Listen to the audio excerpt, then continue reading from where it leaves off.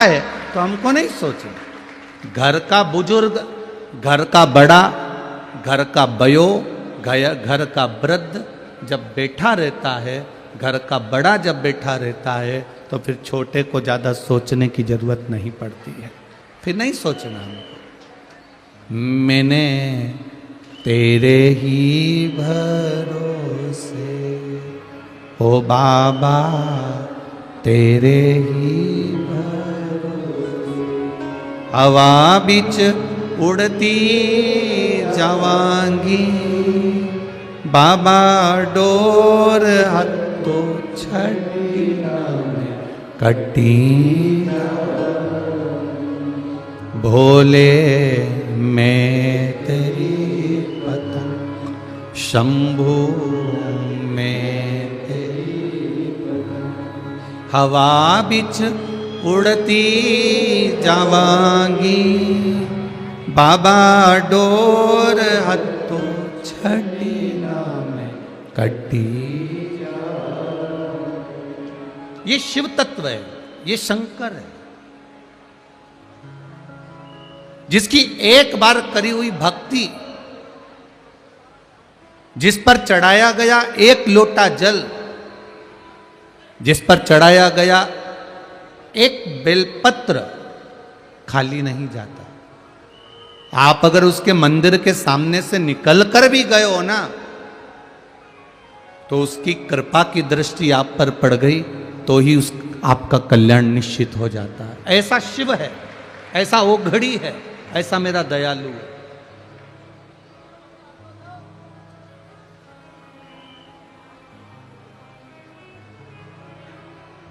इस शिव महापुराण की कथा में आप आए हो। कई लोग आपसे कहेंगे इतनी भीड़ पड़ रही है, 2-2.5 लाख स्क्वायर फीट के पंडाल को बनाया गया था, पर अभी हम जब आ रहे थे तो अर्चना दीदी चिटनीस जी ने टेंट वालों से कहा कि लोग बहुत सारे धूप में खड़े हैं, आप और टेंट लगाना चालू करो, 2-2.5 लाख स्क्वायर फीट और लगा। ये शिव तत्व है। शंकर, अगर आप इतनी मात्रा में आए हो, लाखों की संख्या में पहुंचे हो, आपको हम दिख रहे हो ना दिख रहे हो वो कोई बात नहीं है, पर इतना अंदाजा लगा कर बैठना कि शिव महापुराण की कथा में अगर आप पहुंचे हो तो ये निश्चित है कि मेरा महादेव भी आपके दरवाजे पर जरूर पहुंचेगा। ये निश्चितता। तेरे मंदिर में आना मेरा काम है और मेरी बिगड़ी बनाना तेरा काम है। ये उसके ऊपर आधारित है कि वो हमारी बिगड़ी बना। आप तो केवल एक लोटा जल लेकर शिव जी के मंदिर पर जाओ, शिव जी को जल चढ़ाओ, शंकर का गुणगान गाओ, उसके बाद मर्जी उसकी है, वो संभाल ले।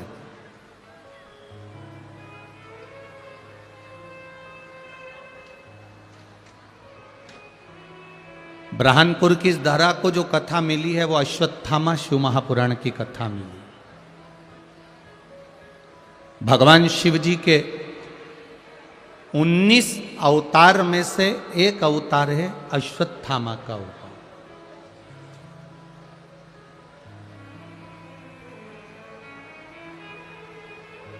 ये शिव जी के 19 अवतार में से एक अवतार है अश्वत्थामा।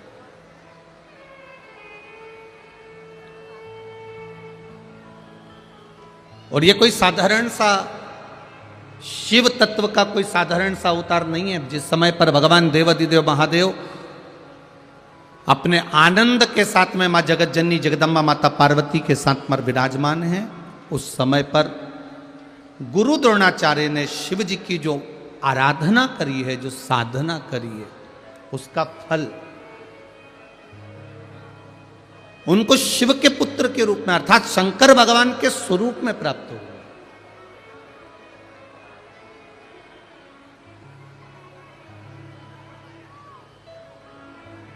शिव कथा कह रही है।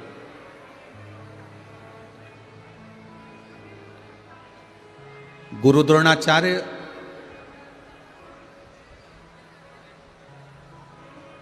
जो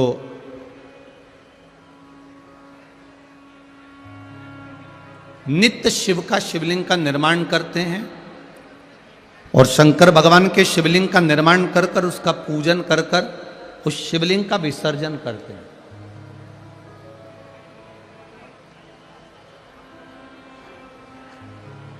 जिनके भीतर कुछ बहुत कामनाएं नहीं है कि मुझे दौलत मिले या मुझे वैभव मिले या मुझे धन मिले या मुझे संपदा मिले, उनके भीतर केवल एक कामना है कि एक बार जिसका मैंने शिवलिंग का निर्माण करा है, जिसकी मैं पूजन कर रहा हूं, जिसकी मैं आराधना कर रहा हूं, उसका एक बार बस केवल दर्शन हो जाए, उसका साक्षीकरण हो जाए, इतना गुरु द्रोणाचार्य जी मांग रहे।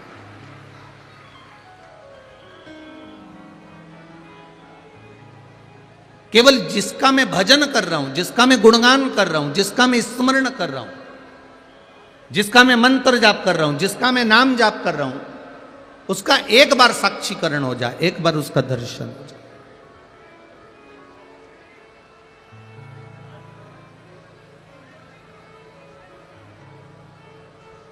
हमारी अभिलाषा रहती है कि किसी व्यक्ति से हमारा जब काम हो जाए, इससे 50,000 रुपये मिल जाए, इससे 5,000 रुपये मिल जाए, इससे 10,000 रुपये मिल जाए, इससे 20,000 रुपये मिल जाए, इससे 25,000 रुपये प्राप्त हो जाए, उसके बाद मैं इसको भूल जाऊं, इसको फिर मैं देखूं तक नहीं। हमारी ये अभिलाषा होती है।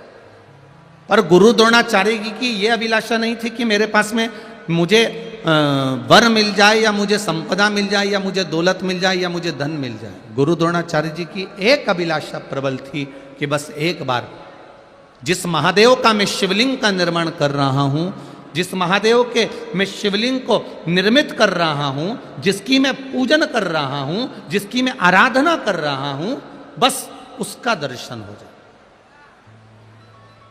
उसका स्मरण हो जाए।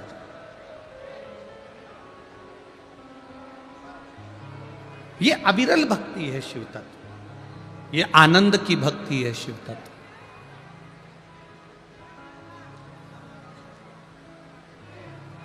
अभी आपको कथा में कहा कि बरहानपुर के चारों तरफ आप अगर घूमकर देखेंगे तो पूरे बरहानपुर में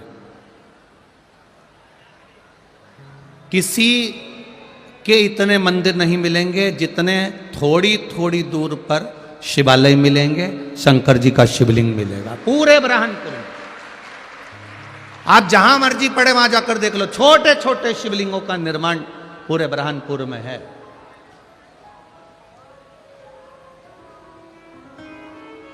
और हम तो कहेंगे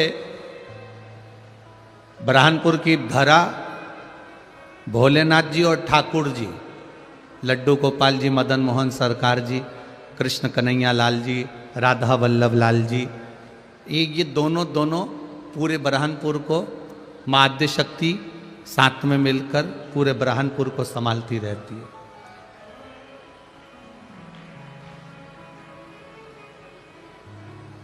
बड़े प्रसिद्ध आपके इस बरहानपुर के श्रीमद् भागवत के वक्ता हैं आदरणीय मुखिया जी, हरिकिशन मुखिया जी, आपके बरहानपुर का हीरा है। कथा में आए हैं, यहाँ आए हुए हैं क्या? आए। प्रणाम महाराज जी। ये आपके बरहानपुर के हीरा हैं जिनके पुष्टि मार्ग पर, वैष्णव धर्म पर और ठाकुर जी की भक्ति पर, ठाकुर जी की सेवा के प्रति आपका जो भाव प्रकट किया गया है, सुंदर सुंदर कथाओं के माध्यम से पूरे बरहानपुर की इस सुगंध को पूरे विश्व में फैलाया है आपने। बहुत बहुत प्रणाम करता हूं सभी ब्राह्मण संतों को, मेरा प्रणाम। शिव तत्व है।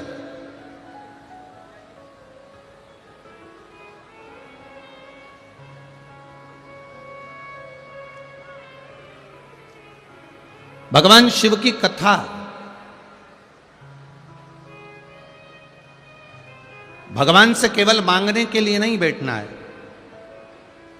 इस अश्वत्थामा शिव महापुराण की कथा में एक विचार लेकर बैठना कि मैं आपकी कथा सुन रहा हूं, मैं आपकी कथा सुन रही हूं, ऐसी कृपा करना कि आपका मेरे जीवन में एक बार साक्षीकरण केवल दर्शन हो जाए और आप मेरे हो जाओ और मैं आपका हो जाऊं, बस इतना शिव से मांग लो, इतना देवाधिदेव महादेव से कर दो।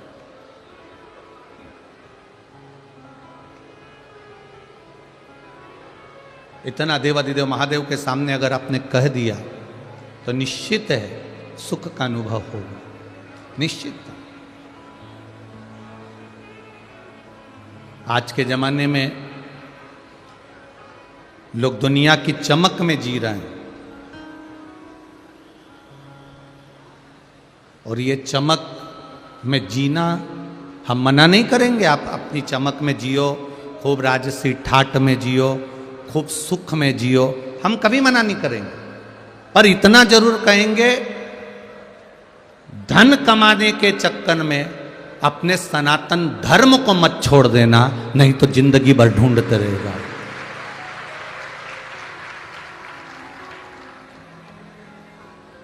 आज सबसे बड़ी विडंबना यह है कि हम धन तो कमा रहे हैं पर अपने सनातन धर्म को छोड़ते जा रहे हैं।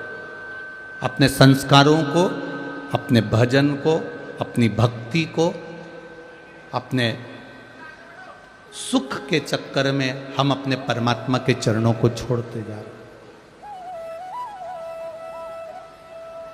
हम आपसे ये कभी नहीं बोले इस व्यासपीठ से, अर्चना दीदी, हमने कभी इस व्यासपीठ से ये नहीं बोला कि आप संत बन जाओ या साधु बन जाओ या कहीं नदी के तट पर जाकर बैठ जाओ या मंदिर में जाकर बैठ जाओ। इस व्यासपीठ से एक बात जरूर कहिए और बार बार कहिए,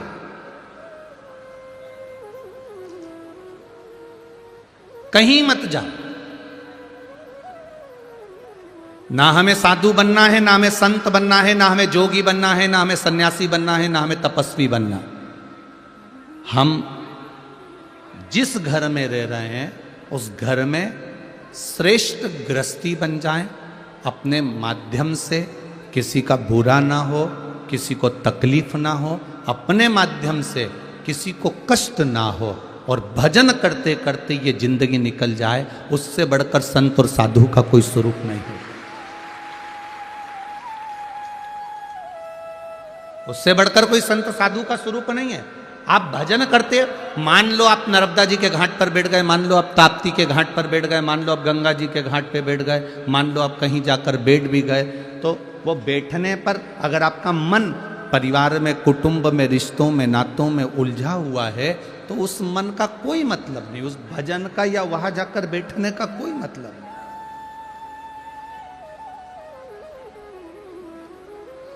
अभी भी इतने लोग आए हो,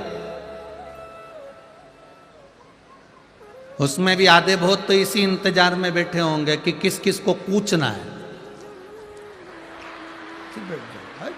अब इतनी मात्रा में आए हो, लाखों की संख्या में। आप उम्मीद नहीं थी बरहानपुर वालों की पहले दिन तुम ये लाखों में पहुंच जाओगे, उम्मीद नहीं थी हमको, बिल्कुल नहीं थी कि इतनी संख्या की पूरा मंडी प्रांगण। दीदी बता रही थी कि 200 एकड़ में 200 एकड़ की यह जगह है।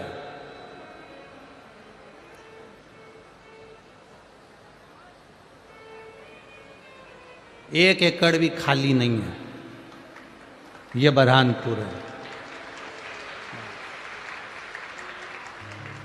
ये आपकी अविरल भक्ति है, ये आपका विश्वास है, ये आपकी दृढ़ता है, ये आपकी भक्ति है, ये आपका विश्वास।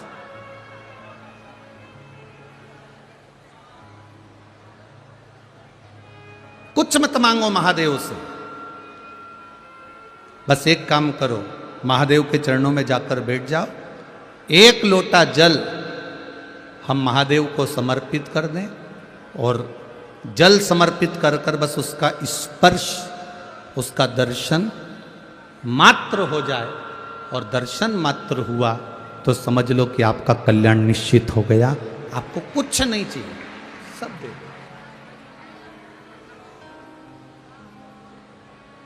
शंभो शरणे पड़ी मांगू घड़ी रे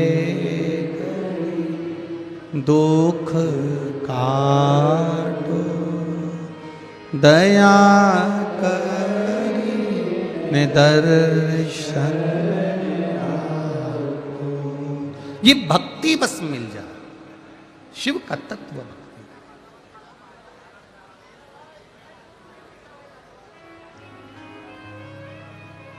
कुछ नहीं मांगा गुरु द्रोणाचार्य जी ने, केवल शंकर भगवान की आराधना कर रहे हैं, भगवान शिव की भक्ति कर रहे हैं, शिवलिंग का निर्माण कर रहे हैं। मिट्टी लेकर आते, बालू रेत लेकर आते, शिवलिंग का निर्माण करते, भगवान शंकर का निर्माण कर कर, शिवलिंग का निर्माण कर कर पूजन करते। एक अभिलाषा रह गई बस केवल कि मुझे शंकर से मिलना है, मुझे शिव से एक बार साक्षीकरण करना।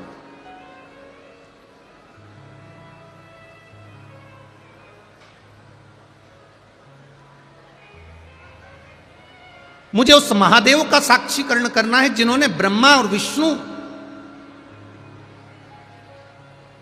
दोनों के साथ मिलकर इस सृष्टि की सुंदर रचना करी।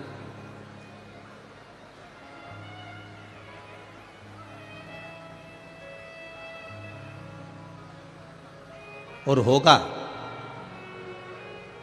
अगर आपका विश्वास पक्का है, आपका भरोसा पक्का है, आप शिव की आराधना में लगे हुए हो, तो निश्चित है एक बार मृत्यु के पहले मेरे महाकाल का दर्शन जरूर होगा, ये निश्चित है।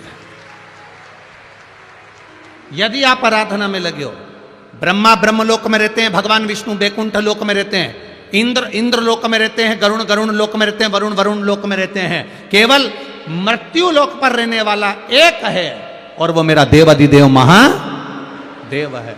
वो सहज नहीं है, वो सरल नहीं है।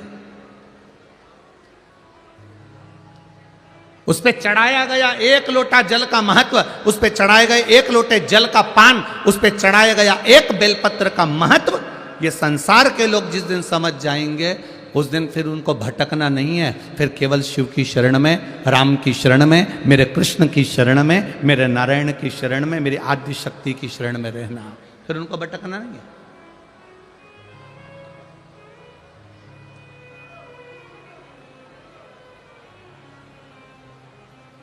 एक पत्र एक बहन ने लिखा है,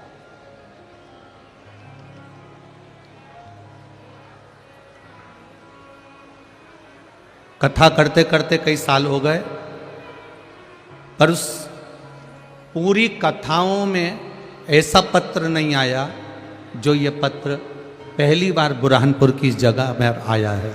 पहला पत्र।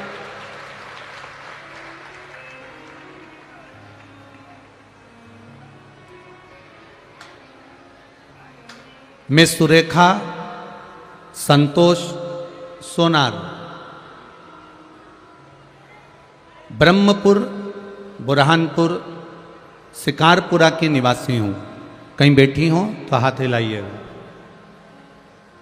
जहाँ कहीं भी बैठी हो अपने दोनों हाथ इस तरह से हिला देना तो मालूम पड़ जाएगा।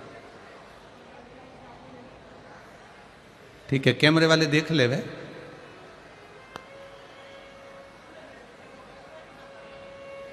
ठीक है, हाँ, दोनों हाथ ऐसे हिला दो बहन जी। श्री शिवाय नमस्तुभ्यम। मैं सुरेखा संतोष सोनार, ब्रह्मपुर शिकारपुर की निवासी हूँ, बुरहानपुर की रहने वाली हूँ। गुरुजी, मैं शिवजी पर एक लोटे जल का क्या महत्व बताऊं, मैं वर्णन नहीं कर सकती। मेरी पीठ पर कई सालों से गठान थी। वो गठान बढ़ती चली जा रही थी पर छोटी नहीं हो रही थी। गुरुदेव, सारी जगह का इलाज करवाया पर उस गठान में आराम नहीं लगा। कई लोगों ने कहा ये गठान निकलेगी तो बॉम्बे जांच के लिए जाएगी, हो सकता है कि इससे बड़ी बीमारी रहे। 3 बार डॉक्टरों ने ऑपरेशन का बोला, मैं ऑपरेशन नहीं करा पाई। फिर किसी ने कहा कि टीवी पर आस्था चैनल पर शिव महापुराण की कथा आती है, आप उसको सुनो। सुनना चालू करा 1 लोटा जल का नियम बनाया। मेरे घर के पास में शिवालय है, वहां पानी चढ़ाती, जल चढ़ाकर लेकर आती, पी लेती, बेलपत्र उठाकर लाती, शिवजी से कहती कि मेरी पीठ पर गठान हो गई है, उसको गला दो, उसको सही कर दो। बाबा की कृपा से गठान धीरे धीरे धीरे धीरे छोटी होती चली गई। एक दिन की बात है, मैं शंकर जी के मंदिर में नमन करती और मेरी वो गठान फट गई, और फटते से ही वो गठान बाहर निकल गई, पस निकलने लगा, और वो गठान से मेरी पीठ में छेद हो गया। मुझे बाहर नहीं जाना पड़ा। इस पॉलीथीन में रखकर मैं गठान भी भेज रही हूं, और जो मेरी पीठ में छेद हुआ था उसका फोटो भी भेज रही हूं। पहला पत्र है जिसमें गठान भी हमारे पास आई है। इस पॉलीथीन में, छोटी पॉलीथीन में रखकर मैं गठान भी भेज रही हूं। जो गठान निकली है आप आस्था चैनल के माध्यम से देख सकते हैं, और जो उसकी पीठ में छेद हो गया था वो छेद का फोटो भी है। गुरुदेव शिव मंदिर से घर गई, जो पानी लेकर गई थी शंकर जी पे चढ़ा हुआ वही लगा लिया, पस निकलना बंद हो गया, रक्त निकलना बंद हो गया, और मेरी गठान ठीक हो गई। मैं एकदम स्वस्थ हूं, बाबा की कृपा। ये शिव तत्व, ये शंकर, ये उग्र। बैठो बहन, श्री शिवाय नमस्तुभ्यम, बैठ जाइए। तेरी कृपा बिना न हिले एक भी अणु, लेते हैं श्वास तेरी कृपा से। बखान क्या करूं मैं राखों के ढेर का, चपटी भभूत में खजाना। दुनिया के लोग कहते हैं शिवजी क्या देते हैं, हम कहते हैं शंकर को जल चढ़ाओ, पर छल से मत चढ़ाओ, बेईमानी से मत चढ़ाओ, कपट से मत चढ़ाओ, प्रपंच से मत चढ़ाओ। ठाकुर जी की सेवा करो, भोलेनाथ जी की सेवा करो, देवी की सेवा करो, राम की सेवा करो, चाहे अपने माता पिता की सेवा करो, पर दिखावे से मत करो, उसको अपना बनाने के लिए करो तो वो आपका हो जाए। हमें भगवान की सेवा दिखाना नहीं है।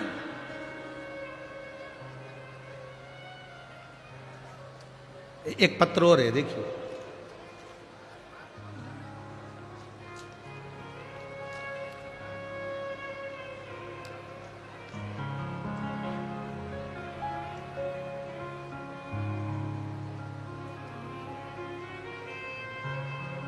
मेरा नाम प्रियंका, बुरहानपुर की निवासी हूं। ये पत्र जिसने लिखा है, अगर वो देख रही हो तो अपनी जगह पे खड़ी हो जाएं, दोनों हाथ हिला दें। आप ही हैं, दोनों हाथ हिला दो एक बार। श्री शिवाय नमस्तुभ्यम। मेरा नाम प्रियंका, मैं बुरहानपुर की निवासी हूँ। बाबा भोलेनाथ की महिमा का क्या वर्णन करूँ, मेरे पास शब्द नहीं है। मुझे कुछ दिनों से पेट में दर्द हो रहा था। मैंने साधारण दर्द समझकर डॉक्टरों की दवाई खाई, परंतु दर्द कम नहीं हुआ। मुझे आवाज़ की जरूर कोई बीमारी हो गई है, मेरा पेट का दर्द कम नहीं हो रहा। तब मैंने जांच कराने का निर्णय लिया। तब डॉक्टर की सलाह पर मैंने विशेषज्ञों को इंदौर में बताया। इंदौर के डॉक्टरों ने जांच करना प्रारंभ करी। सारी जांचों की जब रिपोर्ट आई तो मेरे पेट में कैंसर का लक्षण बता दिया। जब कैंसर मेरे पेट में बताया गया, तब किसी ने कहा कि मोबाइल पर या टीवी पर कथा सुनो। मैं 2021 से लगातार आपकी कथा चैनल के माध्यम से सुन रही हूं। इतना भरोसा मुझे भोलेनाथ पर हो गया कि एक घड़ी भी मैं बाबा के बिना नहीं रहती। शिव जी को जल चढ़ाती, बेलपत्र खाती। अब जब मालूम पड़ गया कि पेट में कैंसर बता दिया गया है या कैंसर का लक्षण बता दिया गया, आपने कथा में कहा था कि त्रिजुगी नारायण का पानी जहां पर शिव और सती का विवाह हुआ है वो जल मंगवा कर पियो, आराम लगना चालू हो जाएगा। मैंने अपनी छोटी बहन और अपने पति से कहा कि आप जाओ और त्रिजुगी नारायण का जल लेकर आओ। वहां से त्रिजुगी नारायण से जल मंगवाया, शिव जी का नाम लेकर उसको पीना चालू करा। आप कहते हो कुंदकेश्वर महादेव के नाम से पियो, मैंने कुंदकेश्वर महादेव का नाम लेकर पानी पीना चालू करा। दूसरी बार जांच कराने के लिए हम लोग उस कैंसर की जांच कराने के लिए फिर हॉस्पिटल गए। डॉक्टरों ने कह दिया तुम्हारी नॉर्मल रिपोर्ट आ गई है, तुम ठीक हो गई। ये शिव है, ये शंकर, ये ओघ घड़ी है। बैठो बहन, श्री शिवाय नमस्ते। ये शिव है, ओघ घड़ी।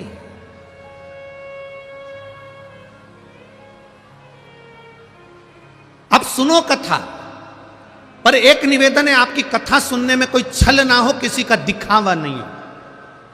हम कथा सुनने के लिए जा रहे हैं, हम वीआईपी नहीं है।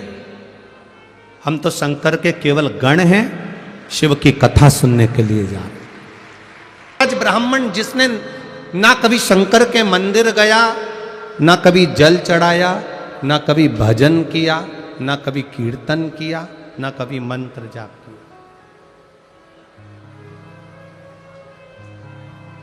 चोरी का धन लेकर आया था, वो धन शिव जी के मंदिर में लेकर चले गया। थोड़ी देर शरीर में ताप पड़ा, बुखार आया, छुप कर बैठा रहा, दीवालों में दबत कर बैठा रहा, और फिर जब दब कर बैठा रहा, शिव महापुराण की एक क्षण की कथा उसके कानों में पहुंच गई। मात्र एक क्षण की कथा उसके कानों में गई। चोरी का धन लिया, मंदिर से बाहर निकला, बेलपत्री के वृक्ष के नीचे बैठा, प्राण छूट गया। देवादिदेव महादेव नंदी लेकर आए, देवराज को नंदी पर बिठाया, कैलाश लेकर चले। अब देवराज के मन में एक प्रश्न उठ गया कि ना तो मैं कभी शंकर के मंदिर गया था, ना मैंने लोटा भर के जल चढ़ाया था, ना मैंने कभी बेलपत्र चढ़ाया था, ना कभी मैंने शिव जी की आराधना करी थी। फिर ऐसा कौन सा कारण है जिसके कारण मुझे कैलाश धाम मिल गया, शंकर जी मुझे नंदी पर लेकर जा रहे हैं? ऐसा मैंने पुण्य कौन सा करा था? तब देवादिदेव महादेव ने कहा तूने पुण्य नहीं करा, पर तेरी माता रोज, तेरी माँ प्रतिदिन 1 लोटा जल भरकर मेरे मंदिर को चढ़ाती थी, इसलिए तेरी मुक्ति इस बेलपत्री के वृक्ष के नीचे हुई।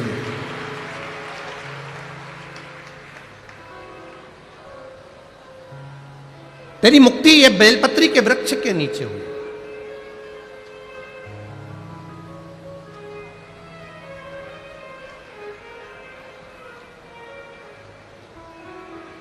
परिवार का अगर एक सदस्य भी भगवान शंकर को जल चढ़ा रहा है, उज्जैन के ऋण मुक्तेश्वर मंदिर में लिखा हुआ है, शिव महापुराण की कथा सुनने वाला शंकर जी को 1 लोटा जल चढ़ाने वाला। दुनिया के लोग कहते हैं पुराण सुनो, शास्त्र सुनो तो 7 पीढ़ी तरती है, पर उज्जैन ऋण मुक्तेश्वर मंदिर कहता है शिव महापुराण की कथा सुनने वाला, शंकर जी को 1 लोटा जल चढ़ाने वाला, उसकी 7 पीढ़ी नहीं तरती, उसकी 71 पीढ़ी तर जाती है। ये शिव तत्व कहता है।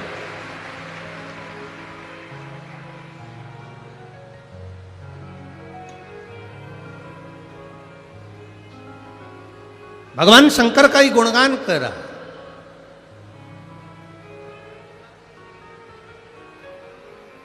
शिव महापुराण की यह कथा कह रही है।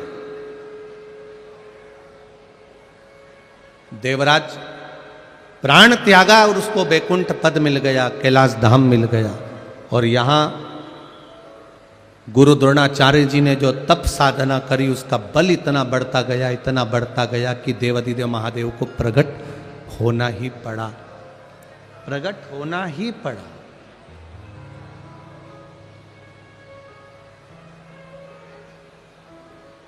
आप में से कितने लोग हैं जो शंकर जी के मंदिर में एक लोटा जल चढ़ाने जाते हैं? सभी जाते हो? रख लो रख लो रख लो, बहुत बढ़िया, जाना चाहिए। सारी समस्या का हल एक लोटा जल। शिव के द्वार जाइए, अपने दिल की बात कहने के लिए जाइए, ना कहो तो भी एक लोटा जल जब हम देवाधिदेव महादेव को चढ़ाते हैं, अपने घर का जल लेकर जाते हैं, तो महादेव समझ जाते हैं कि इसकी दशा क्या है और इसको मुझे क्या प्रदान करना है, क्या कहने के लिए आया है, ये देवाधिदेव महादेव जान गए।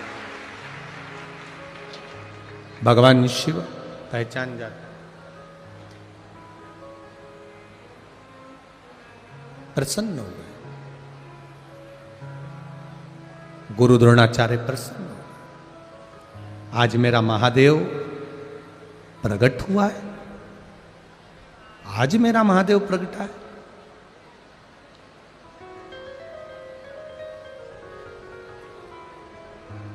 महादेव ने कहा गुरु द्रोणाचार्य जी से,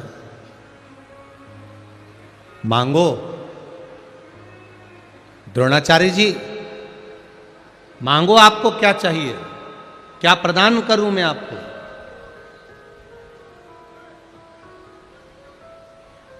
क्या दिया जाए आपको? गुरु द्रोणाचार्य जी ने कहा, धन दौलत संपदा नहीं चाहिए, बस आपके जैसा कोई पुत्र या आप मेरे घर में बेटे बनकर जन्म ले लो, इससे बढ़कर कोई सुख नहीं होगा। आप मेरे हो जाओ, मैं आपका हो जाऊं, इससे बढ़कर कोई आनंद नहीं, और कुछ भी नहीं चाहिए। महाराज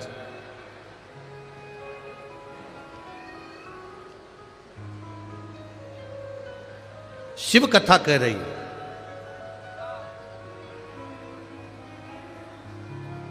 भगवान शंकर का गुणगान कर रहा है। आप मेरे घर में बेटे के रूप में जन्म ले लो। भगवान शिव जी ने कहा, यह नहीं हो सकता कि मैं आपके घर में जन्म लूं। हां,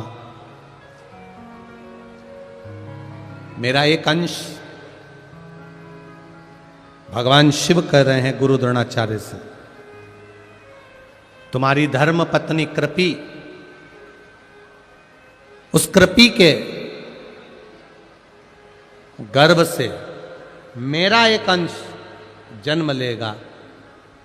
जब वो गर्जना करेगा, उस गर्जना के कारण उसका नाम अश्वत्थामा कहलाएगा। वो अश्वत्थामा।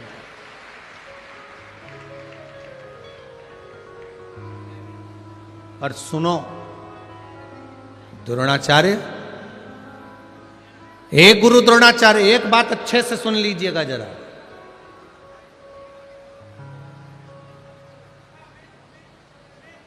परीक्षा बहुत होगी तुम्हारी, और उस परीक्षा में तुम्हें पास होना पड़ेगा।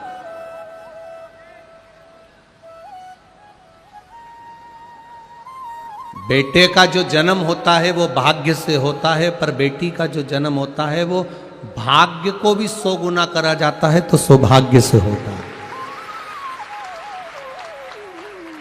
हम पहले भी कथा में कहे, आज फिर कह रहे हैं, जन्म लेती है तो पिता के भाग्य को प्रबल करती है, पिता के भाग्य को आगे बढ़ाती है। बेटी के जन्म से बाप का, पिता का जो भाग्य है वो प्रबल होता है, बढ़ता है।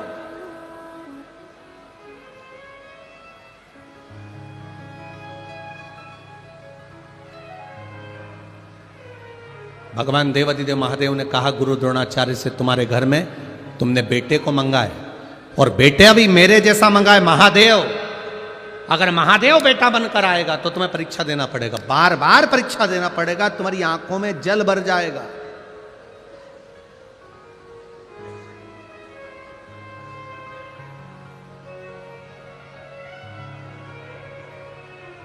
बार बार तुमको रोना पड़ेगा। गुरु द्रोणाचार्य ने कहा, आप अगर बेटे बनकर आ गए तो मैं सारी परीक्षा देने को तैयार हूं, आप तो बस मेरे बेटे बन जाओ और आप मेरे पुत्र बनकर आ रहे हो, इससे बढ़कर मुझे कुछ नहीं चाहिए, बस कृपा कर दीजिए।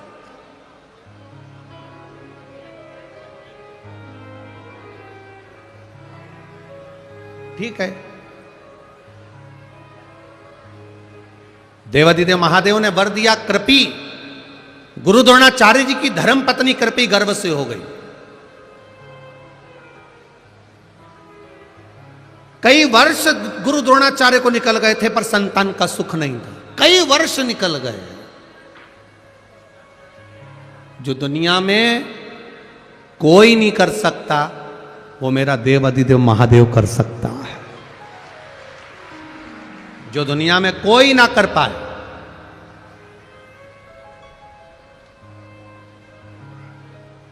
बस अपनी जिंदगी का एक असूल बनाकर रखना कि हमारे द्वारा किसी का दिल ना दुखे,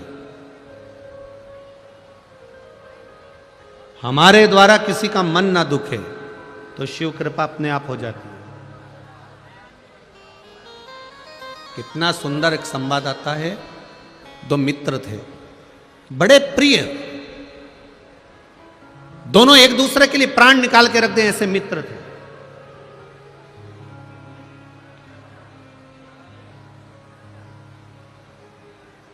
बहुत उनमें प्रेम बड़ा हुआ था, बहुत प्रेम।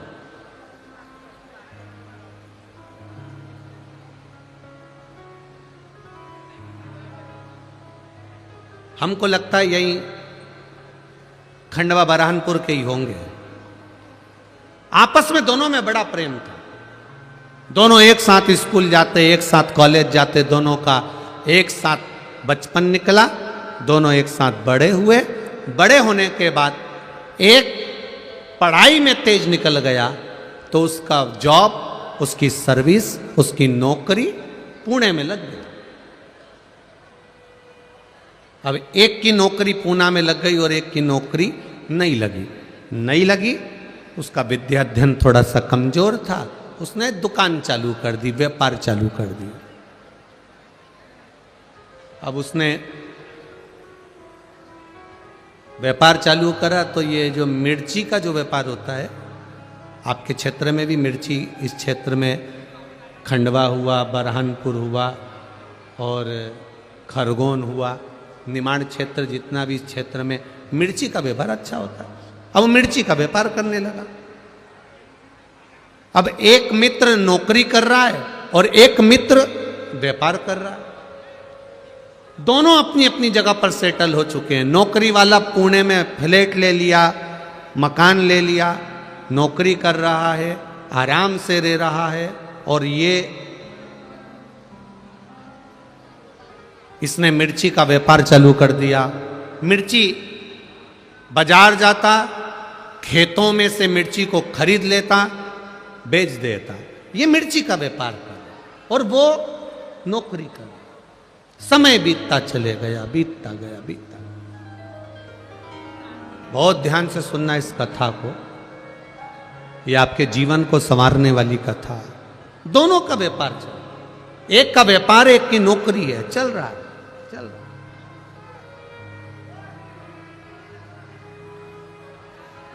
अब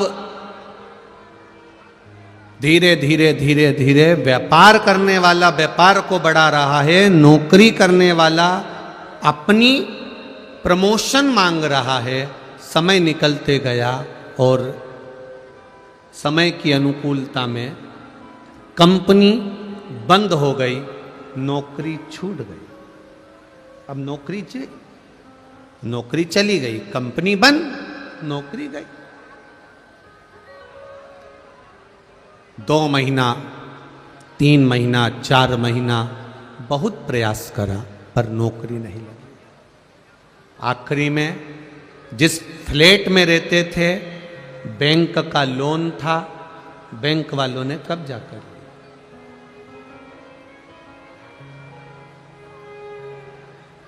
अब वो विचार करने लगा मैं यहां पर रहकर करूंगा क्या। एक काम करता हूं, अपने शहर अपने गांव जाता हूं। गांव आ गया। गांव आया, 4-5 दिन अपने घर में रहने के बाद उसको याद आई मेरे दोस्त से मिलता हूं। मित्र के पास गया। मित्र दुकान पर जाकर बैठ गया उसकी। क्या बात है, क्या हुआ? अरे भाई नौकरी चली गई, अब तो सर्विस है नहीं, नौकरी है नहीं, बड़ा दुखी हूं, बड़ा दुखी। क्यों टेंशन लेता है? एक दिन उसने सुना, 2 दिन उसने सुना, 3 दिन उसने सुना, 4 दिन उसने सुना, 5वें दिन व्यापारी मित्र को दया आ गई और उसने कहा एक काम करते हैं, अपन थोड़ा व्यापार बढ़ाते हैं। तू बाजार जाना, मिर्ची खरीदना, मिर्ची लाना, बेचना, पढ़ा लिखा है तू, मुझे इतनी पढ़ाई नहीं आती, पैसा मैं लगाऊंगा, मेहनत जम के बोलो तुझे करना, पैसा मैं लगाऊंगा, मेहनत तुझे करना। और मेहनत भी हल्की नहीं करना है, दिन रात मेहनत करना पड़ेगी तब जाकर कुछ मिलेगा। ये नौकरी नहीं है कि पैसा हर महीने हाथ में 10,000 50,000 आ जाएगा। मेहनत तुझे करना पड़ेगी। मैं पैसा लगा दूंगा, मैं बाहर नहीं जा सकता, दुकान पे बैठता हूं, इसलिए मेहनत तुझे करना पड़ेगी। उसने कहा मंजूर है, बस तो फिर 50% तेरा, 50% मेरा, जो भी मुनाफा होगा, जो भी बचत होगी, उसमें आधा तेरा आधा मेरा। ठीक है। व्यापार चालू हुआ।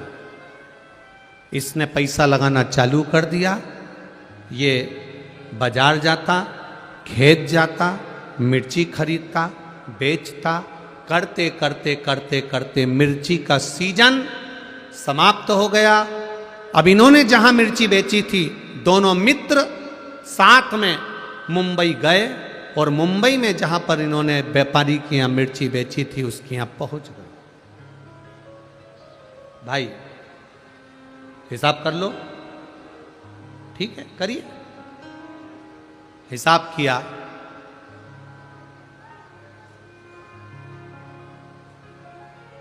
₹2,00,000 इनको मुनाफा मिला। ₹2,00,000 ज्यादा मिल गए। अब दोनों खुश, 1,00,000 तेरा, 1,00,000 मेरा। दोनों पैसे लेकर चल दिए। पर जो नौकरी करने वाला मित्र था, उसकी दिमाग में, उसके चित्त में, उसकी बुद्धि में आया कि सबसे ज्यादा मेहनत तो मैंने करी है। धूप में मैं जाता था, गर्मी पड़ रही थी, धूप पड़ रही थी, पानी गिर रहा था, बारिश पड़ रही थी, ठंड पड़ रही थी, और मैं खेतों में जाके मिर्ची खरीदा और उस मिर्ची को मैंने बेचा। मेहनत तो मेरी ज्यादा।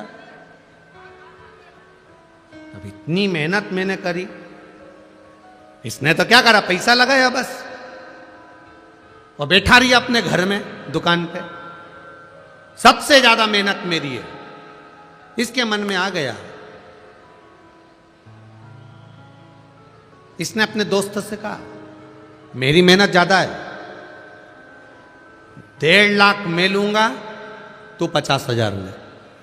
उसने कहा यह बात तो गलत है भाई, दोनों का 50-50 था। जब 50-50 दोनों का था, 50-50% दोनों का था, तो आधा आधा दोनों का हो गया। नहीं नहीं नहीं, मैं 1,50,000 लूंगा, तुझे 50,000 लेना पड़ेंगे दोनों। उस व्यापारी ने कहा कि ऐसा नहीं होता, फालतू की बात मत कर। इसको गुस्सा आया और इसने अपने मित्र का तकिए से गला दबा दिया, मुख दबा दिया। मित्र मर गया, व्यापारी मित्र मर गया।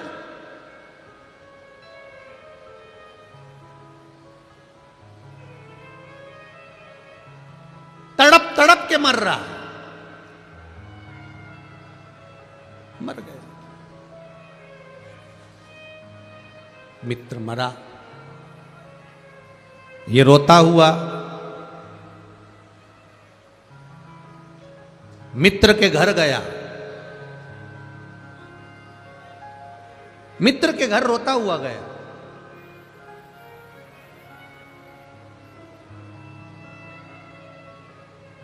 भाभी, हम दोनों ने काम करा था और दोनों का 50% था।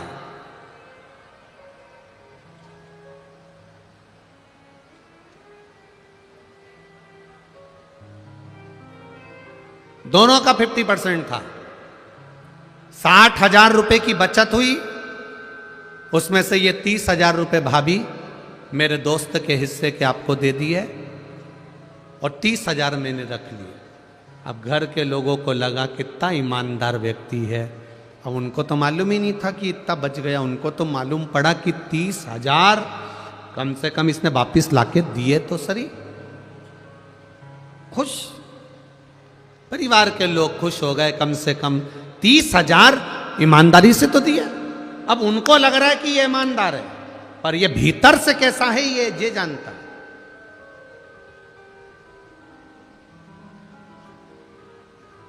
कितने रख लिए उसने? दोस्त ने कितने रख लिए? 1,70,000। केवल 30,000 रुपए मित्र को दिए, जिस मित्र ने इसको काम सिखाया, जिस मित्र ने इसको व्यापार सिखाया, जिस मित्र ने इसको धंधा सिखाया। 30,000 रुपए घर वाले उसमें भी संतुष्ट हो गए। कोई बात नहीं भैया, आपकी ईमानदारी कितनी है, आपने हमारा हिस्सा तो दे दिया। आंख में पत्नी आंसू भर के रो रही, बच्चों की आंख में आंसू था। अंकल, अगर आप नहीं होते तो हमारा कोई नहीं होता। कम से कम आपने पापा का हिस्सा तो ला कर दे दिया, पिताजी का हिस्सा तो ला कर दे दिया। बच्चे भी दुखी रोते हुए, पत्नी भी रोती हुई धन्यवाद दे रही थी। मित्र काम सीख चुका था, मित्र अपना व्यापार सीख चुका था, मित्र सारे व्यापारियों से मिल चुका था। उसको सब मालूम पड़ गया कि कहाँ से मिर्ची लेना है, कैसे काम करना है। क्योंकि मित्र जो मरा उसने सब कुछ सिखा दिया था और अब ये खुद व्यापार करने लगा। व्यापार करते करते करते करते करते करते करोड़पति बन गया, खूब वैभव हो गया। देश में विदेश में सब दूर इसका काम हो गया। खूब खूब जोरदार काम चला, खूब जोरदार।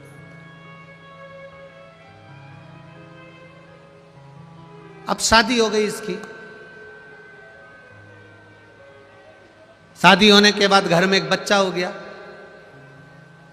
करोड़ों का धन, गाड़ी बंगला, संपदा वैभव, सब कुछ हो गया, सब कुछ।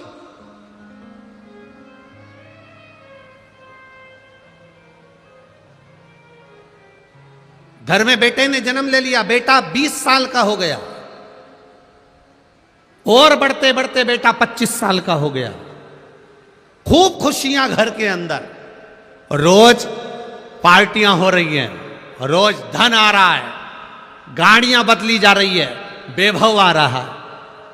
जो बेटा कह दे बाप वो लाकर रख दे, जो पत्नी कह दे वो पति लाकर रख दे। इतनी संपदा बढ़ती चली, इतना वैभव बढ़ता चले, इतना वैभव। 25 साल का बेटा हो गया, शादी की तैयारियां होने लगी, बेटे के लिए लड़की देखने लगे। उतने समय में बेटे को थोड़ा सा रोग ने, बीमारी ने घेर लिया। बेटा बीमारी ने घेरा, डॉक्टर के यहां गए, इलाज चालू हुआ, पर कोई डॉक्टर की पकड़ में बीमारी नहीं आ रही है कि इसको बीमारी क्या हो गई, इसको रोग क्या हो गया।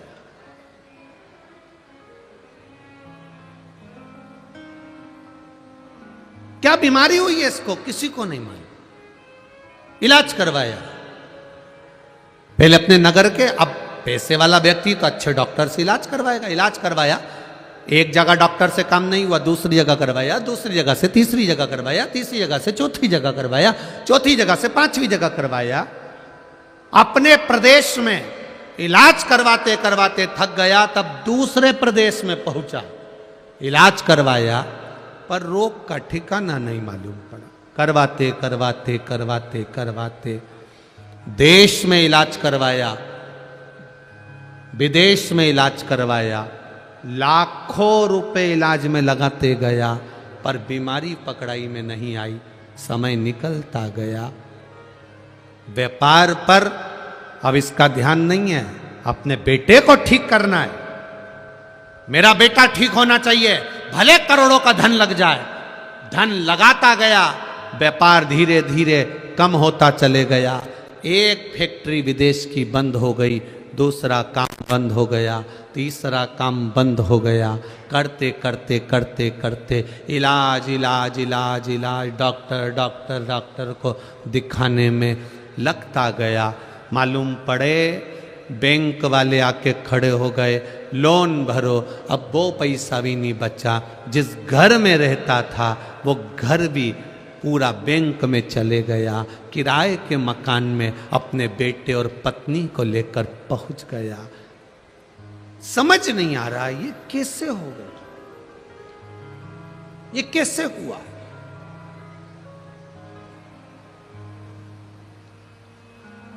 समाप्त होते चले गए।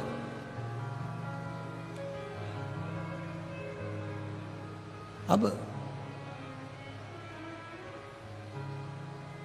जेब में 300 रुपए पड़े थे पिता के, और बाप बेटे के सिर पर हाथ रखकर पलंग पर बैठा है किराए के मकान में। बेटा केवल 300 रुपए बचे हैं, केवल 300, कुछ भी नहीं है। रोटी के लाले पड़ गए, कुछ नहीं बचा। तेरी बीमारी में मैंने सब लगा दिया, क्या करूं अब, किसको दिखाऊं तुझे, किसको बताऊं मैं, क्या करूं मैं कि तू मेरा हो जाए, तू बच जाए। बेटा पलंग पर पड़ा पड़ा आंख से आंसू बहा रहा है। बाप पलंग पर बैठा बैठा रो रहा है। बाप बेटे को देख रहा है, बेटा बाप को देख रहा है। दोनों एक दूसरे को देखकर रो रहे हैं। बेटे ने अपने पापा से कहा, पापा, पिताजी, बाबूजी, बस 300 रुपए का हिसाब और रह गया है पिताजी, अब कोई हिसाब बचा नहीं है, अब तो आखिरी हिसाब है। बाप बेटे को गले लगाकर रो रहा है, तू ऐसी बात क्यों कर रहा है, मैं तुझे बचा लूंगा। बेटा कहता है, पिताजी 300 रुपए बचे हैं, जब मैं मरूंगा अंतिम संस्कार में काम आ जाएगा। अंतिम संस्कार। धीरे धीरे बेटा आंखें बंद करने लगा। बाप रोने लगा, तड़फने लगा। पिता, बाप रो रहा है, आंखें बंद कर रहा है बेटा, पिता रो रहा है, नैनों से अश्रु गिर रहे हैं बेटे के, रो रहा है बेटा, बाप भी रो रहा है। धीरे धीरे धीरे धीरे नेत्र बंद होते चले जा रहे हैं, आंखें बंद होती चली जा रही है, नयन बंद होते चले जा रहे हैं। तड़फ रहा, प्राण छूटने में एक क्षण रह गया।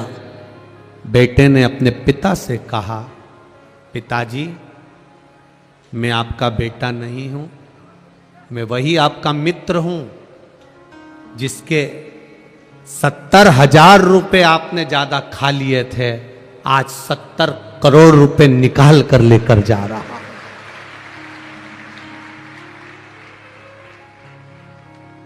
70 लाख 70,000 रुपए का 70 करोड़ 70 लाख लेकर जा रहा हूं। यह हिसाब कोई साधारण नहीं है। आधी रोटी खा लो, रूखी रोटी खा लो, पर किसी को धोखा देकर उसका धन मत खा जाना। जिंदगी भर तड़प तड़प कर मरना पड़ता। थोड़ी आवाज बढ़ाइए। जिंदगी भर तड़प तड़प कर मरना पड़ता।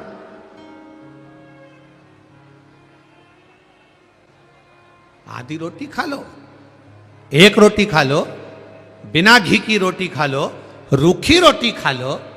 किसी का वैभव, किसी का धन, कोई तुम्हारा साथ दे रहा है, तुमको उसने तुम्हारे बुरे वक्त में उसने तुम्हारे को 5,000, 50,000, 25,000, 1 लाख, 2 लाख रुपए उसने तुम्हें बुरे वक्त में दे दिए, तुम्हारा साथ निभा दिया। अब तुम्हारा फर्ज है कि उसका एक एक रुपया अठन्नी अठन्नी भी उसको वापस देना है। नहीं तो ना जाने कौन तुम्हारे घर में जन्म लेगा और वो कहां रुपया लगा कर जाएगा, ये तुमको भी नहीं मालूम पड़ता। बहुत कठिन है महाराज, बहुत कठिन।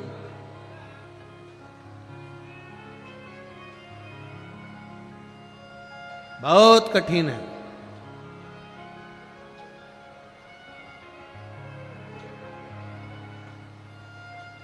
करोड़ों का धन आता है, करोड़ों का वैभव आता है,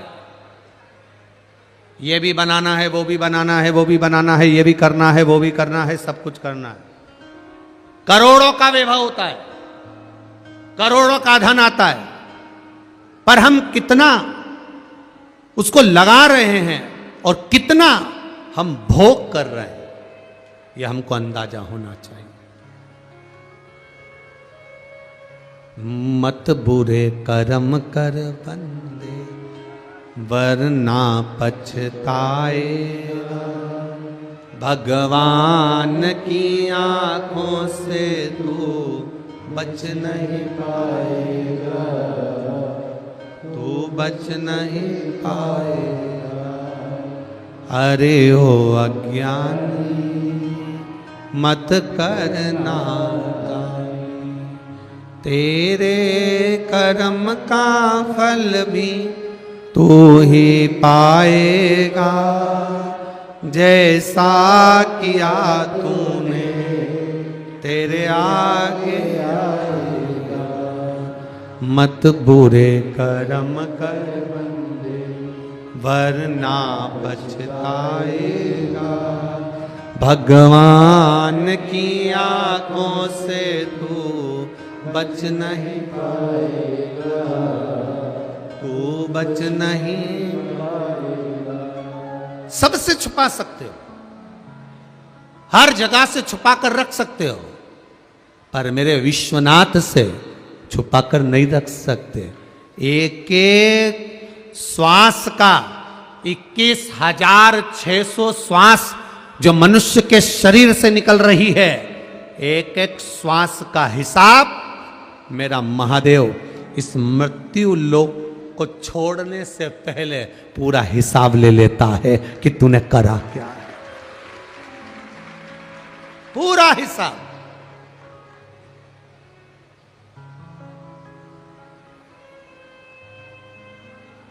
लेगा हिसाब हो। तुम लेते हो कि नहीं लेते हिसाब? अपने लड़के से कहा जा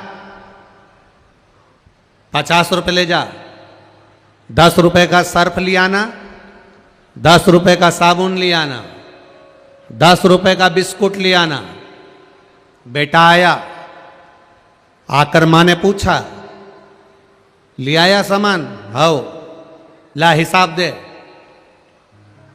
मां 10 रुपए का सर्फ लाया, 10 रुपए का साबुन लाया, 10 रुपए का बिस्कुट लाया। कितने बचे? 20। ये लो मां, ये 20 रुपए। जब एक माता पिता अपने बच्चों से 50 रुपए का, एक माता पिता अपने बच्चों से 100 रुपए का हिसाब ले सकते हैं, तो वो महादेव भी 100 साल का हिसाब तो लेगा कि करा क्या तूने नीचे जाने के बाद। इस मृत्यु लोक में पहुंचने के बाद तुमने किया क्या है? इस भूमंडल पर जाने के बाद, इस मृत्यु लोक में पहुंचने के बाद तुमने करा क्या? क्या करा? महाराज केवल एक काम करा, खूब सवेरे 8 बजे से दुकान खोली, रात को 9 बजे बंद करी, घर पर आए, रोटी खाई, थोड़ी देर बैठ के मोबाइल चलाया और उसके बाद सो गए। सवेरे उठे, ब्रश करा, मुंडा धोया, स्नान करा, अखबार पढ़ा और फिर वापिस नाश्ता करके दुकान चले गए। तो महादेव भी कहेगा जिंदगी भर कमा कमा के मर गया, इसलिए फोटो तो दीवार पे टंगेगा और तू नरक में टिकेगा। कोई अच्छा काम कर कर नहीं जा रहे। कई लोग कहते हैं हमें अपना घर संभालना है, हमें अपना परिवार संभालना है, हमें अपना पुत्र पुत्री सब संभालना है। शिव जी कहते हैं कि जन्म देने वाला मैं हूं तो निभाने वाला भी मैं हूं। कोई दूसरा तुमको नहीं निभाएगा, निभाएगा तो मेरा देव अधिदेव महादेव निभाएगा, कोई दूसरा नहीं। गुरु द्रोणाचार्य, तुम्हारी धर्म पत्नी कृपी के गर्भ से बेटे के रूप में मैं जन्म ले लूंगा, पर परीक्षा तुम्हें देना पड़ेगी, निभाना तुमको पड़ेगा। बहुत लोग मिलेंगे इस संसार सागर में, आप लोगों से कहेंगे हमारे पास आओ, हम तुम्हारे पास में दुख नहीं आने देंगे, तकलीफ नहीं आने देंगे, कष्ट नहीं आने देंगे। परशु महापुराण की कथा कहती है संसार में ऐसा कोई नहीं है महाराज, कोई नहीं।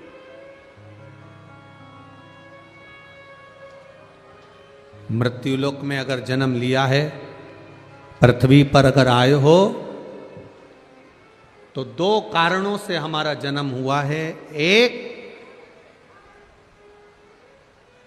भगवान का भजन करने के लिए, और दूसरा अपने कर्म का भोग भोगने के लिए। ये अपने कर्म का भोग हमें भोगना, कोई दूसरा नहीं भोगेगा। जैसे आपको भी प्रयागराज की कथा में कहा था, छींकना है अपना छींकना अपने को पड़ेगा, खांसना है अपना खांसना अपने को पड़ेगा। तुम तुम्हारी पड़ोसन से कह दो तू छींक दे, मैं नहीं छींकूंगी, ऐसा हो सकता है? नहीं, बरहानपुर में होता हो तो बात दूसरी है, पर हमारे इधर तो नहीं होता। क्या हमें स्वयं को छींकना पड़ेगा, हमें स्वयं को खांसना पड़ेगा, रोटी भी स्वयं खाना पड़ेगी, पानी भी स्वयं पीना पड़ेगा। प्यास तुम्हें लग रही है और तुम पड़ोसन से कह रही हो मुझे बहुत प्यास लग रही, मुझे बहुत प्यास लग रही, पानी पी ले तू। हो सकता है ऐसा? अरे बोलो तो रे बरहानपुर वालों, हो जाएगा? नहीं होगा। अपना छींकना अपने को पड़ेगा, अपना खांसना अपने को पड़ेगा।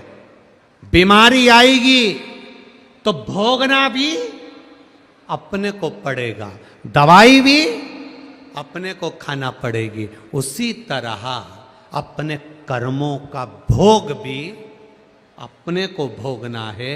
इसलिए 1 लोटा जल भी अपने को ही चढ़ा, कोई दूसरा नहीं चढ़ाएगा, स्वयं चढ़ाइए, स्वयं।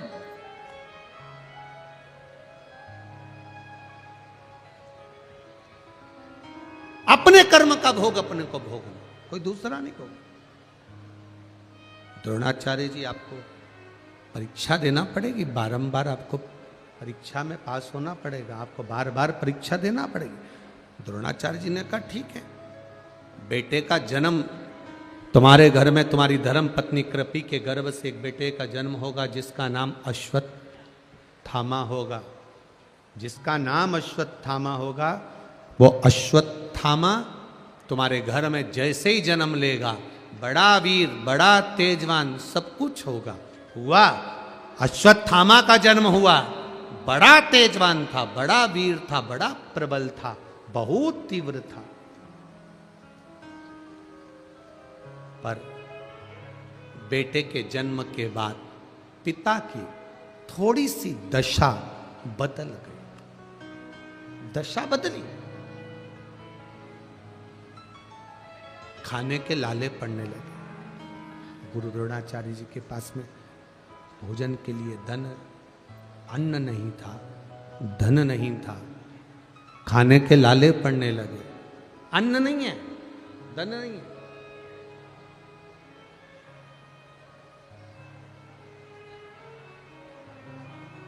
क्या करूं मैं? गुरु द्रोणाचार्य चले गए परशुराम भगवान के पास में, परशुराम जी से विद्या सीखने लगे। मां और बेटे घर में रहने लगे। आज घर में रहने वाला बेटा पढ़ने के लिए गुरु के घर जाता है। वहीं से गुरु द्रोणाचार्य निकल कर जा रहे थे और गुरु द्रोणाचार्य जी ने गुरु द्रोणाचार्य ने जाते जाते अपने बेटे को देखा। तो क्या देख रहे हैं बेटे को? सारे बच्चे, आश्रम के बच्चे सारे की सारे गाय का दूध लेकर आए हैं और पी रहे हैं। और अश्वत्थामा अपने मित्रों से कह रहे हैं, दूध मुझे भी पीना है, गौ माता का दूध मुझे भी दे दो, मुझे भी पीना है, गौ माता का दूध मुझे भी दीजिए। मित्रों से कह रहे हैं। और मित्र आटे को पानी में घोल कर अश्वत्थामा को लाकर दे देते हैं।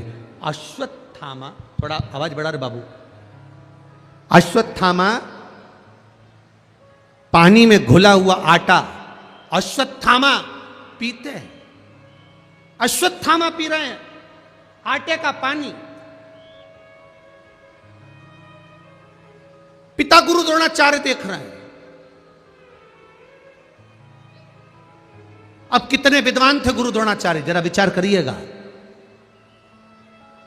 कई लोग आते हैं आपकी जिंदगी में, हमारे पास आओ, हम तुम्हारा दुख मिटा देंगे, हम तुम्हारा कष्ट मिटा देंगे, हम तुम्हारा ये कर देंगे। राजा परीक्षित को 300 ऋषि मिले थे। 300 ऋषियों ने कहा हम तुमसे यज्ञ करवाएंगे, हम तुमसे अनुष्ठान करवाएंगे, हम तुमसे ये करवाएंगे, हम तुमसे वो करवाएंगे। तुम बैठो, 7 दिन की तुम्हें 7 दिन बाद तक्षक नाग डसेगा, हम तुम्हें बचा लेंगे। परीक्षित उनके तावे में नहीं आया। परीक्षित ने सोच लिया ये कुछ नहीं होता। महाराज, दुनिया के लोग कहेंगे हम तुमको ये कर देंगे, हम तुमको वो कर देंगे। ना ना ना ना, तुम्हारे कर्म का दंड तुमको भोगना है। इसलिए तुम्हें खुद शंकर की आराधना करना पड़ेगी, राम का नाम जपना पड़ेगा, कृष्ण का भजन तुम्हें स्वयं करना पड़ेगा। कोई दूसरा तुम्हारा भजन नहीं कर सकता।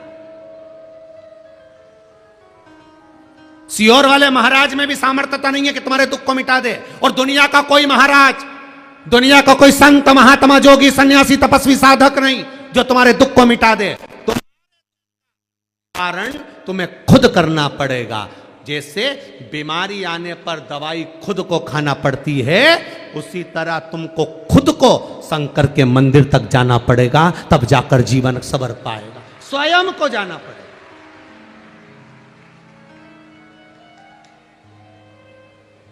स्वयं जाओ परमात्मा की चौखट पर, परमात्मा के द्वार पर, परमात्मा के दरवाजे पर। स्वयं जाकर निवेदन करो, स्वयं जाकर विनती करो, स्वयं जाकर उससे विनय करो, वो निभाएगा। आज के लोग बस इतना चाहते हैं कि कहीं से हम ऐसी भभूति घुमा दें और सोने का हंडा निकल जाए, सोने का हंडा निकले और हमारा काम हो जाए। आज की दुनिया के लोग चाहते रातों रात, बोलो तो रे बरहानपुर वालों, रातों रात करोड़पति बन जाऊं। दिन भर मोबाइल पे यही करते रहते हैं, उसमें आता भी यही है, उसको 5 करोड़ प्राप्त हो गए, बस उसने ये गेम खेला था, अब तुमको उसने गेम में लगा दिया। धीरे से पूछा IFSC कोड नंबर बता, तुमने बता दिया। फिर उसने पूछा बैंक अकाउंट नंबर बता, तुमने बता दिया। पूछो जरा आसपास के थानों में जाकर, पुलिस प्रशासन से, कोतवाली में जाकर पूछो, सबसे ज्यादा केस यही मिलते हैं, उसके 50,000 निकल गए, उसके 25,000 निकल गए, उसके 1 करोड़ निकल गए, उसके लाख निकल गए। क्यों निकले? केवल तुम्हें रातों रात जो करोड़पति बनना था, उसके चक्कर में तुम खुद रोड़पति बन गए।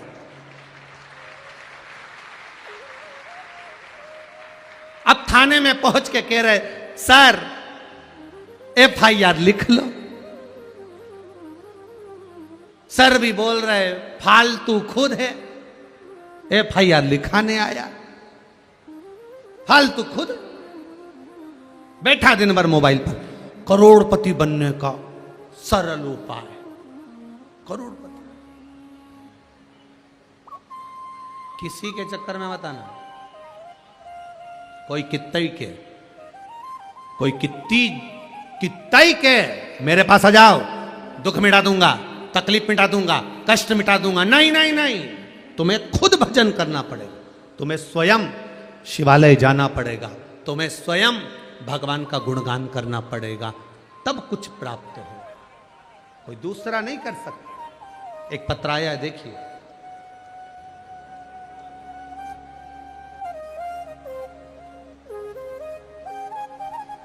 शंभो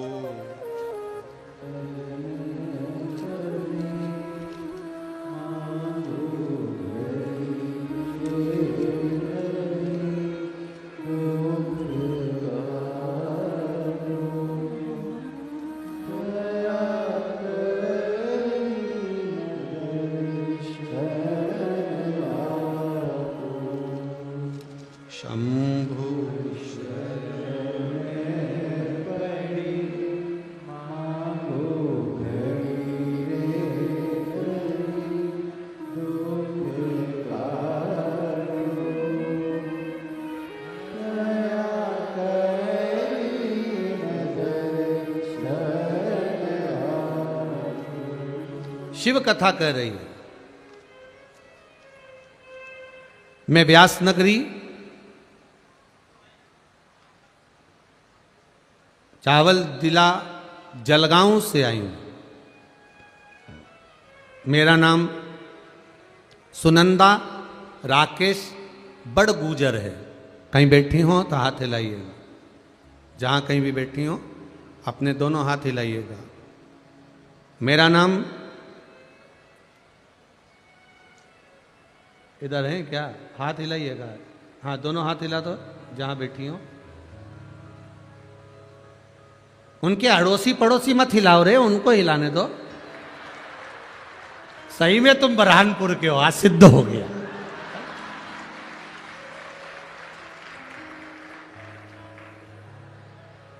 मेरा नाम सुनंदा राकेश बड़गूजर है। दोनों हाथ हिला दो। श्री शिवाय नमस्तु।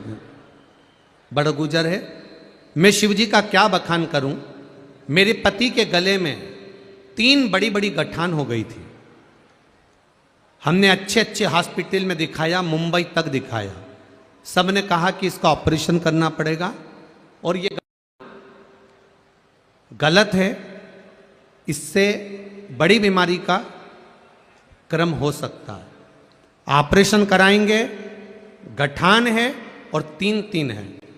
निकालने के बाद फिर गठान आ सकती है और जांच में बड़ी बीमारी आ सकती है। गुरुदेव एक दिन रिमोट लेके बैठे थे, टीवी पर कथा दूसरी चीजें देख रहे थे, नाटक सीरियल देखते देखते आपकी कथा दिख गई। उस कथा को सुनना प्रारंभ करा। आपने उस कथा में कुशा के जल का वर्णन कर रहे थे और कुशा के जल का वर्णन करा। जल शिव जी को चढ़ाने का बोला, उस पानी को पीने का बोला। हमने अपने पति से वो कार्य प्रारंभ करवाया और गुरुदेव 4 हफ्ते तक लगातार पानी चढ़वाते, पति को मंदिर में ही वो पानी पिलाते। हमने सोचा अब ऑपरेशन तो कराना है, एक बार ये महाराज टीवी पर इतना चिल्ला चिल्ला के कह रहा है तो अपन ये भी करके देख लो। जल चढ़वाते, पानी पिलवाते, जल चढ़वाते, पानी पिलवाते। बाबा की कृपा से गुरुदेव मेरे पति के गले की 3 गठान गल गई, एक भी गठान गले में नहीं है और डॉक्टर ने भी कह दिया भी नॉर्मल रिपोर्ट। बैठ जाइए बहन। श्री शिवाय नमस्तुभ्यं। ये शिव तत्व है, शंकर। एक पत्र और है, बड़ा बड़ा भाव से लिखा है किसी।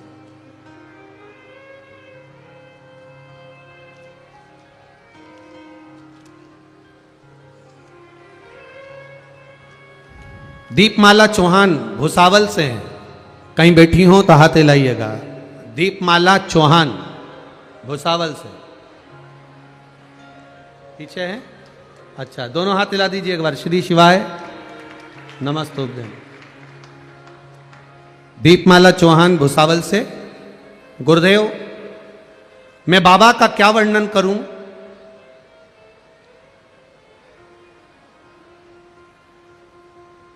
बहुत बड़ी बीमारी से जूझ रही थी। दोनों छाती में से पस निकल करता था। जब दोनों छाती भाग में से पस निकलता था, बहुत तकलीफ में थी गुरुदेव। ये पस छाती में से निकलते निकलते, दोनों छातियों में से पस निकलते निकलते कई समय हो गया था, सूख ही नहीं रहा था। बहुत तकलीफ में हो गए। डॉक्टर को भी दिखाया, आराम नहीं लगा। लग रहा था कि कुछ ऐसी बीमारी शरीर में हो गई है जिसके कारण ये छाती का पस सूख नहीं रहा, अपने आप पस निकलता रहता था। पीप अपने आप पस निकलता रहता। बड़े तकलीफ में हो गए गुरुदेव। तब एक बार कहीं जा रहे थे और रोड पे चलते चलते किसी ने शिव महापुराण पर शंकर जी का जल चढ़ाने का वर्णन करा, बेलपत्र खाने का बोला। हम बेलपत्र खाने लगे। शिव जी का चढ़ा हुआ जल अपनी छाती पर लगाने लगे। बाबा की कृपा से गुरुदेव 15 दिन में पस निकलना बंद हो गया और मैं ठीक होना चालू हो गया। ये शिव तत्व है। बैठिए बहन। हर हर महादेव। शिव तत्व इसी को कहा। मैंने तेरे ही भरोसे बाबा, तेरे ही भरोसे हवा बिच उड़ती जावांगी। बाबा डोर हथो छड़ी कटी जावांगी। भोले मैं तेरी पतंग, शंभु मैं। ये शिव तत्व है। लेगा परीक्षा मेरा भोलेनाथ। आपको भी कष्ट होगा। इस मंडी प्रागण्य में ब्रहानपुर की जगह पर अपनी जगह संभालना, बैठना, इतनी भीड़ में आना, धक्के खाना, कष्ट आपको भी होगा। पर शिव महापुराण की कथा कहती है, जो शंकर की कथा में धक्के खा लेता है फिर वो संसार के धक्के नहीं खा पाता है। ये निश्चित है। होगा कष्ट, हम मानते हैं। पहले दिन ये हाल है तो बाकी के दिन की तो हम गणना नहीं कर सकते तुम्हारी, कि तेरा क्या होगा कालिया, हम नहीं कर सकते। पर ये और एक बात और है, ब्रहानपुर में ये नज़ारा देखने को दूसरी बार मिलने वाला भी नहीं है, निश्चित है। अर्चना दीदी कह रही थी, गुरुजी जब राजनीति के अंतर्गत कोई व्यक्ति कोई कार्यक्रम करता है, राजनीति का कोई कार्य करता है, तो राजनीति का कोई मंच का कार्यक्रम है या कोई बड़ी सभा करना होती है तो सब दूर गाड़ियां भेजना पड़ता है या सबको एकत्रित करना पड़ता है, पूरी जान झोंक देना पड़ती है, तब लोगों को इकट्ठा करा जाता है। हम तो इतना प्रचार भी नहीं करे पर समझ में नहीं आया। ये 2 दिन पहले से आके भर आ गए, समझ में नहीं आया कहाँ से आया।